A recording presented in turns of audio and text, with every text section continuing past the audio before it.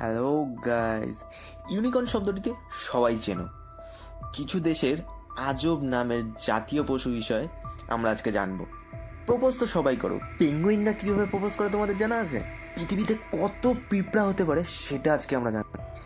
মানুষের থেকে জিরাফের ওপর নাকি বেশি বাদ পড়ে, 600 মিলিয়ন বছর পরে নাকি একদিন 21 ঘন্টায় পরিণত হয়। টি শার্ট কেন তৈরি করা হয়েছিল আপনাদের জানা আছে?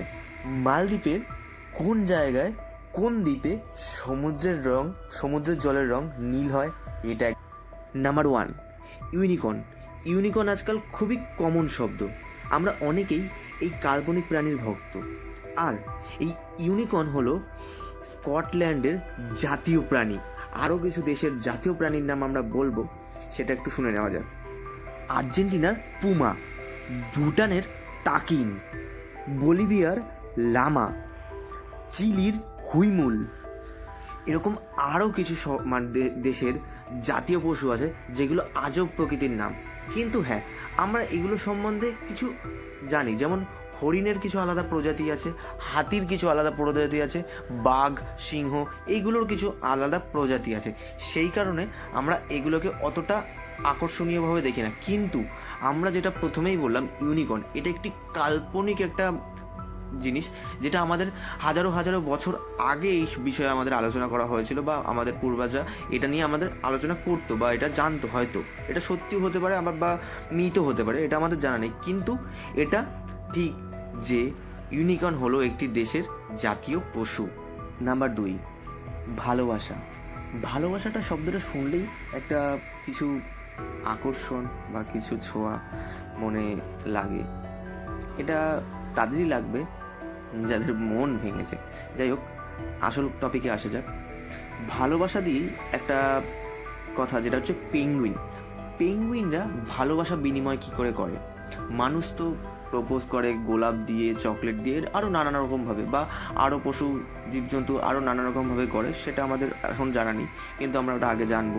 কিন্তু পেঙ্গুইনদের কিভাবে প্রপোজ করে? পেঙ্গুইনরা নাকি প্রস্তাব দেয়, যেভাবে আমরা যেটাকে বলি প্রপোজ করা, যেটাকে বলি ইংলিশে, বা ভালোবাসা বিনিময় করা, সেটাই পেঙ্গুইনরা করে তাদের সঙ্গীদের একটা নুড়ি পাথর প্রদান করে। কেমন একটা আজব শোনালো না কথাটা?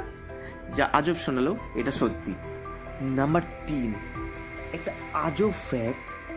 আমরা পিঁপড়ের কথা তো অনেকেই শুনেছি, কিন্তু আপনার কি জানা আছে, বিজ্ঞানীদের মতে আমাদের পৃথিবীতে 800 কোটিরও বেশি মানুষ আছে।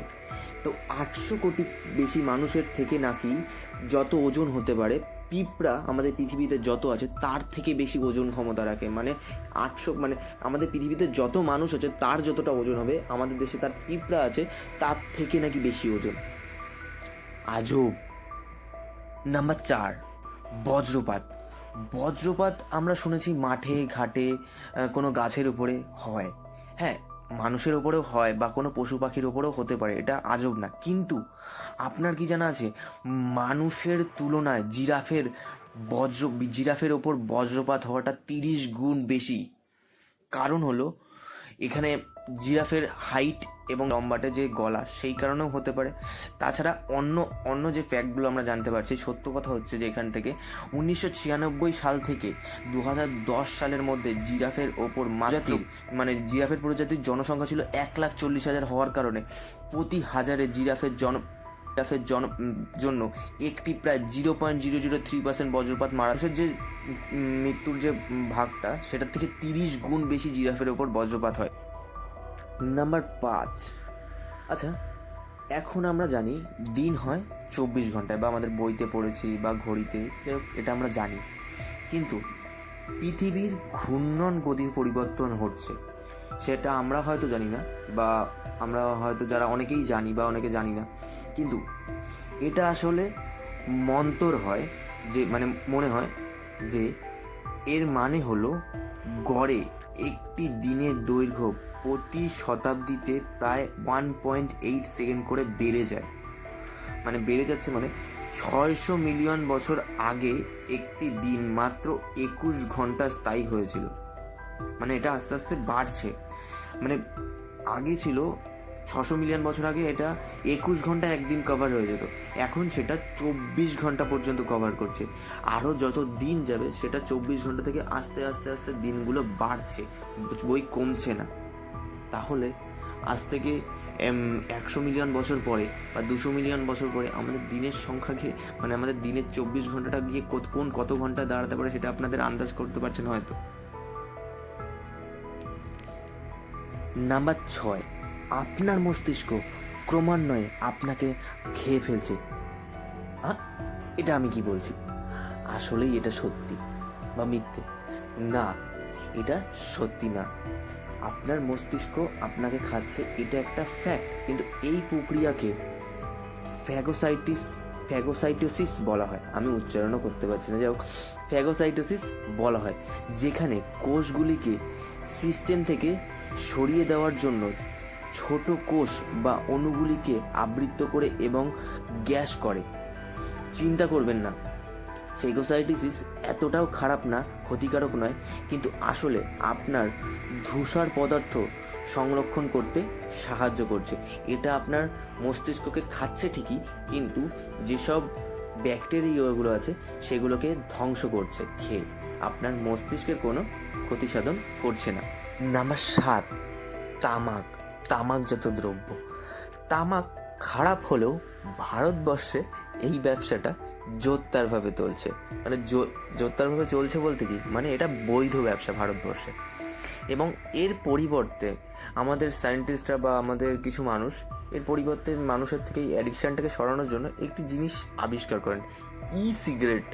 মানে সিগারেট হলো ইলেকট্রনিক সিগারেট বা ইলেকট্রনিক কোনো দ্রব্য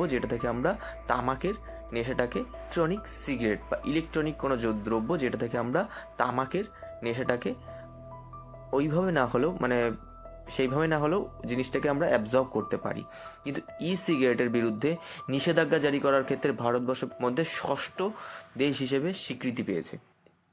ঠিক আছে, ভারতবর্ষের পূর্বে আরও দেশগুলিও এই ব্যাপারে স্বীকৃতি পেয়েছে, যেমন হচ্ছে কোরিয়া, শ্রীলঙ্কা, থাইল্যান্ড। নাম্বার 8, কোন গ্রহ উল্টো ঘোরে? মানে ক্লকওয়াইজ না, অ্যান্টি ক্লকওয়াইজ। আমরা সবাই জানি সব গ্রহ, মানে যেমন পৃথিবী, নেপচুন, প্লুটো, এগুলো এরা সবাই ক্লকওয়াইজ ঘোরে, কিন্তু কোন গ্রহ অ্যান্টি ক্লকওয়াইজ ঘোরে এটা কি আপনার জানা আছে? আসুন আমি বলে দিচ্ছি। শুক্র হলো সৌরজগতের এমন একটি গ্রহ যা ঘূর্ণন পিছনের দিকে, অর্থাৎ উল্টো পথে ঘোরে। মানে ক্লকওয়াইজ না, অ্যান্টি ক্লকওয়াইজ শুক্র গ্রহটি ঘুরছে। নাম্বার 9, টি শার্ট তো সবাই চেনেন বা দেখেওছেন বা পড়েওছেন। টি শার্ট কেন আবিষ্কার করা হয় বা টি শার্ট কী জন্য আবিষ্কার করা হয়েছিল এটা কি কেউ জানেন? আসুন আমি বলে দিচ্ছি।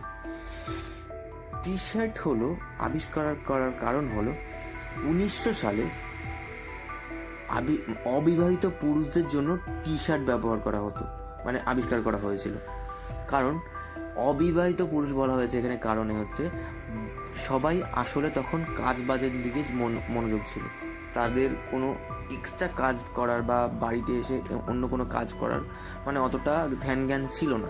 এবং যাদের বিবাহিত তাদের বলা হয়েছে টি শার্ট না পরে অন্য শার্ট পরার কারণ তারা বোতাম বা ছিঁড়ে গেলে সেটাকে সেলাই করা বা সেইগুলো যাতে করতে পারে।